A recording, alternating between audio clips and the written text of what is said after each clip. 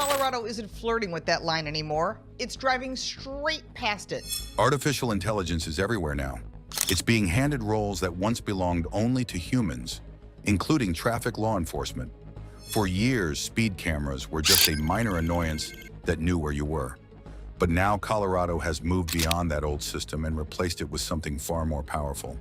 It no longer just catches speeding, it tracks your entire journey. Local governments collected $9 billion from fines and fees in 2020. Nearly $1 billion came from traffic violation enforcement alone. And behind the screen, an algorithm quietly calculates everything you never get to see. Your vehicle is slowly being turned into a moving signal device, and the one doing the tracking is the government. Don't skip this video. Let's take a closer look at why every vehicle is now being tracked and how it's being done. And stay with me until the end, because I'll also share a few strategies people are using to push back. The new AVIS surveillance system. For years, speed cameras worked in a very simple way. A stationary radar unit sat on the side of the road. It fired a signal at your vehicle, measured your speed at one exact moment, and snapped a picture. That was still a form of law enforcement with a human element to it.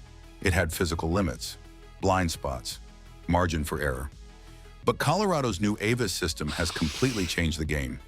AVIS, the automated vehicle identification system now being pioneered in Colorado, has thrown out the mercy and limitations of physics and replaced them with a surveillance net that leaves almost no gaps. These are not just isolated cameras mounted on traffic light poles. This is a connected pursuit network. Picture it like this. OCR technology scans your license plate at point A. A few miles later, another electronic eye is already waiting at point B to scan it again. The computer takes the distance between those 2 points and divides it by the amount of time it took you to travel between them. That calculation instantly produces your average speed on a government server screen somewhere behind the scenes. At its core, this is really just automated character reading software. Similar to the barcode scanners used in grocery stores, except this one is scanning how fast your vehicle is moving. You no longer have to get caught in a speed trap at a single moment in time. All it takes is driving a little faster to pass a slow-moving truck, or simply maintaining a steady speed on an empty stretch of road.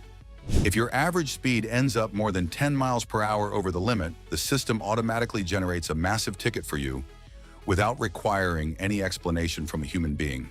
And that is the truly frightening part. You are no longer being monitored at a single moment in time. You are being tracked throughout your entire journey. While many of us spend years learning how to fine-tune an engine, recognize every valve tick, or feel the slightest looseness in the steering column, they are using those same advances in sensors and cameras to tighten control over us. An older vehicle may have a speedometer error of 5 to 10% because of oversized tires or worn gears inside the gauge cluster after decades of use. That is simply the natural wear of machinery. But a government algorithm does not care about worn tire tread or the thermal expansion of metal parts. This system is turning your vehicle into a forced location transmitting device. It is not just catching violations anymore. It is identifying and tracking the vehicle itself. And this may only be the beginning of something much worse. A future where every mile you drive comes with a price tag attached to it. Do not misunderstand what is happening here. This surveillance network was not built simply to remind you to slow down. If you dig deeper into the legal reports and the business models behind it, you begin to see that this is really about calculation and control. Purpose and legal controversies. The government says the AVIS system was created to improve traffic safety. And on the surface, that sounds reasonable, especially in construction zones where workers are only a few feet away from moving traffic. But people who have lived long enough to watch America change understand one simple rule very clearly. Whenever the government or large corporations say a new system is being introduced for your safety, you should take a very close look at who is actually making money from it. The standard AVIS fine is usually around $75, not outrageously high, no points added to your license, and not expensive enough to make most people hire a lawyer. That is the perfect business model for a mass automated collection machine. Because if the fines were too high, people would fight back. If points were added to licenses, drivers would challenge the tickets in court. But $75? Most people will simply sigh and pay it to move on with their lives. The National Motorists Association has repeatedly referred to traffic camera systems like these as revenue generators, essentially an automated assembly line for collecting money from ordinary citizens. And this is where the situation becomes truly absurd, directly colliding with the core values many people from our generation were raised to defend. When an AVIS system captures an image of a license plate, the ticket is automatically mailed to the registered owner of the vehicle. For example, let's say you lend your pickup truck to your grandson so he can help someone move. He gets a little heavy on the gas pedal, and a few weeks later, the court notice arrives with your name on it. Under traditional American law, you have the right to face your accuser. But in this case, the accuser is a line of computer code sitting inside a dark server room somewhere. So what exactly are you supposed to confront? A glass camera lens and a silicon circuit board? This completely turns the golden principle of justice upside down. Innocent until proven guilty.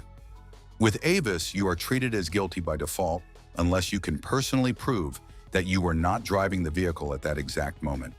They are forcing ordinary people to do the work of investigators inside their own families, all to serve the laziness and greed of an algorithm. And then there is the question of accuracy. An older vehicle running oversized tires or a truck with a modified transmission can create differences between real-world speed and what GPS sensors or scanning systems record. A police officer can understand those physical differences. A human officer can look at the real situation and decide to issue a warning instead of a ticket. But AI cannot. It does not understand the concept of mechanical tolerance. It does not care that you are controlling a 2-ton steel machine using experience, instinct, and feel behind the wheel. To the system, you are nothing more than an ID number moving faster than the state's budget plan allows. And the absurdity goes even deeper than that. When governments hire private companies to operate these systems, those companies are often paid a percentage of the revenue collected from the fines. Do you see the trap now? Once profit is placed above justice, the goal is no longer reducing accidents.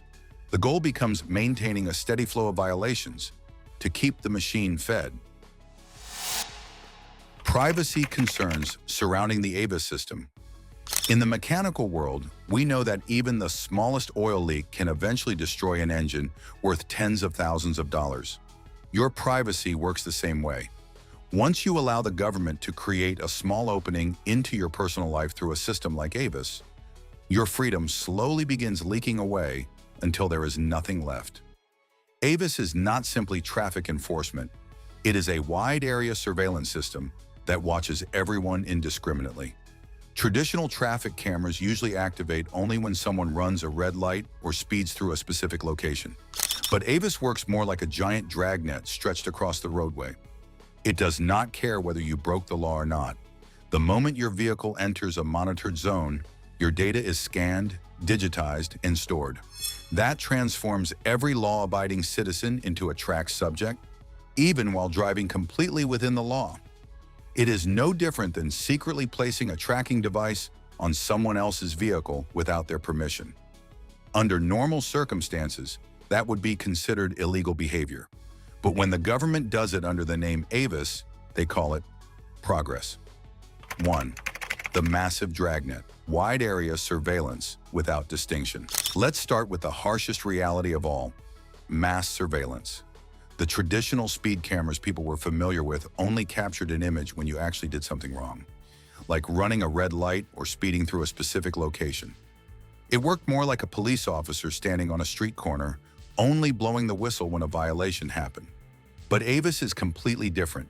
It is not a police officer. It is a giant dragnet constantly sweeping the roadway.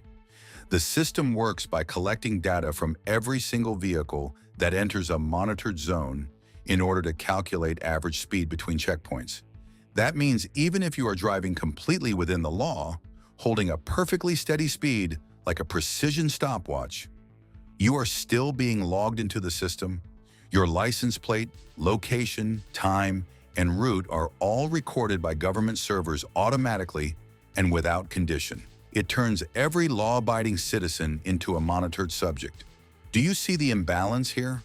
While ordinary people are watched every second, there are often so-called safe lists for officials, government insiders, or VIP individuals who are exempt from the same level of surveillance. So if this system is truly about safety for everyone, why are certain powerful people allowed to remain outside the reach of the AI's eye? This is not simply about safety anymore. It becomes a form of technological social ranking. 3. The lack of legal safeguards when the sheep are handed over to the wolves. The question is this: who actually holds the keys to this enormous database? Right now, the rules surrounding who can access AVIS servers and how long that data can be stored remain extremely loose and dangerously unclear. The risk of abuse is not some imaginary theory, it is very real. An employee with system access could easily track the locations of family members, business rivals, or people who hold views opposing the government, all without needing a court warrant of any kind. Under the traditional American justice system, law enforcement must provide evidence and receive approval from a judge before tracking someone. But with AVIS, that level of surveillance can potentially exist 24 hours a day, 7 days a week, against millions of people at the same time. That represents a direct assault on constitutional privacy protections. 4. The chilling effect, the slow erosion of personal freedom. Have you ever felt uneasy while driving past a surveillance camera? That feeling is what experts call the chilling effect. When people know they are constantly being watched by an AI system that offers no mercy, no context, and no human judgment, they naturally begin to hesitate. People start censoring their own behavior. Would you still feel comfortable driving to a classic car gathering if you knew that route would permanently enter a surveillance database? Would you feel safe driving near a peaceful public protest if your license plate could end up on a monitoring list? The fear of always being recorded slowly begins to suffocate freedom of movement, freedom of assembly, and even freedom of thought. And it goes even deeper than that. AVIS can potentially record visits to sensitive medical facilities or places of worship. Privacy in matters of faith and personal health has always been one of the final barriers protecting a free individual. Now, systems like AVIS are using digital scissors to cut those barriers down. Once people become afraid to travel freely according to their own choices, society itself begins to resemble a prison without bars. 5.